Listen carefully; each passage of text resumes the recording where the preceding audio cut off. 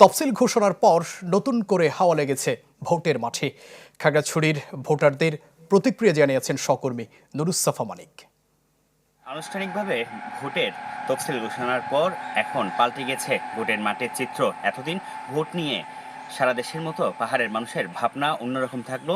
এখন যেহেতু ভোটের তফসিল ঘোষণা হয়েছে, পাহাড়ের মানুষজন এখন ভোট নিয়ে কিংবা জাতীয় ত্রয়োদশ জাতীয় সংসদ নির্বাচন নিয়ে কিন্তু তারা কথা বলছেন কিংবা তারা নানা ধরনের সমীকরণ মিলাচ্ছেন। আমরা পাহাড়ের বিভিন্ন গ্রাম ঘুরে দেখেছি এবং তাদের সাথে কথা বলেছি। নতুন এবং ফিরে আসা গ্রাহকদের জন্য নগদে চলছে ক্যাশব্যাক সহ প্রতিদিন হাজারো উপহার জেতার সুযোগ। হবে আশা আর ফেরা সারপ্রাইজ সেরা।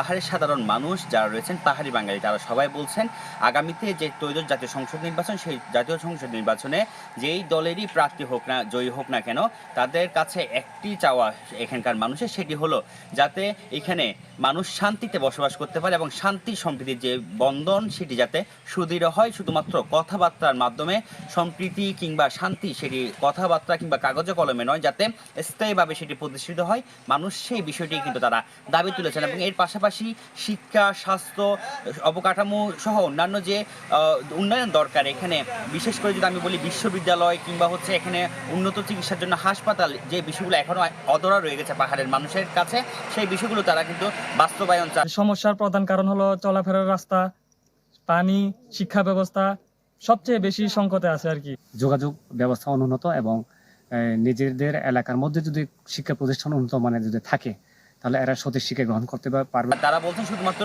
প্রতিশ্রুতির মধ্যে সীমাবদ্ধ না থেকে যাতে এখানে সেগুলো বাস্তবায়ন হয়। এবং এর ভিন্নভাবে আমরা দেখেছি এখানকার আঞ্চলিক দল যেগুলো রয়েছে, সেই আঞ্চলিক দলগুলো কিন্তু এখনো পর্যন্ত তারা তাদের যে প্রার্থী, সেই প্রার্থীর বিষয়ে তারা কিন্তু নির্দিষ্টভাবে কোনো ঘোষণা না দিলেও তারা বলছেন এখানে কিন্তু তারা সুশীল সমাজের থেকে তারা প্রতিনিধি দেওয়ার চেষ্টা করছেন। এবং এর পাশাপাশি এখানকার যে অন্যান্য রাজনৈতিক দলগুলো রয়েছে, বিএনপি, জামায়াতে ইসলামী বাংলাদেশ, জামাতে ইসলামী আন্দোলন বাংলাদেশ, এবি পার্টি সহ এবং এনসিপি, তারা কিন্তু এখন তারা যে তাদের নির্দিষ্ট প্রার্থী ঘোষণা করেছেন এবং সেই প্রার্থীরা কিন্তু নির্বাচনী প্রচার প্রচারণা করছেন।